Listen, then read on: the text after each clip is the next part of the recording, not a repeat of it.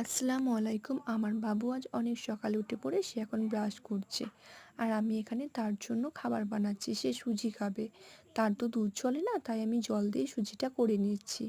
আর এখানে আমরা সকালে খাওয়ার জন্য একটু হালকা করে নাস্তা বানিয়ে নিচ্ছি। কারণ আজ আর বেশি কিছু করতে পারবো না। কারণ আজ আমাকে আমার বাবুকে নিয়ে ডাক্তার দেখাতে যেতে হবে। তাই আমি কয়েকটা ব্রেড ছিল সেটাই সেঁকে নিলাম আর চা বানিয়ে নিলাম। এখানে আমি সবজিগুলো আজকে রেখে দিচ্ছি। ব্যাগের মধ্যে ছিল তো, থাকলে এগুলো নষ্ট হয়ে যাবে।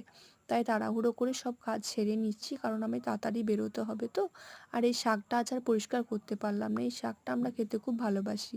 এই শাকটা আমি শুশুনি শাক বলে আমাদের এখানে। আপনারা কে কী বলে থাকেন প্লিজ কমেন্ট সেকশনে জানাবেন। আজ রান্নায় ছিল আলু পোস্ত, ডাল, বেগুন ভাজা, ডিম ভাজা। বেশি কিছু করতে পারিনি আজ। আর আমার বাবু আমি রেডি হয়ে বেরিয়ে পড়ছি ডাক্তারখানার উদ্দেশ্যে। আমার ভিডিওটি ভালো লেগে থাকলে প্লিজ আমার চ্যানেলটিকে সাবস্ক্রাইব করে দেবেন। থ্যাংক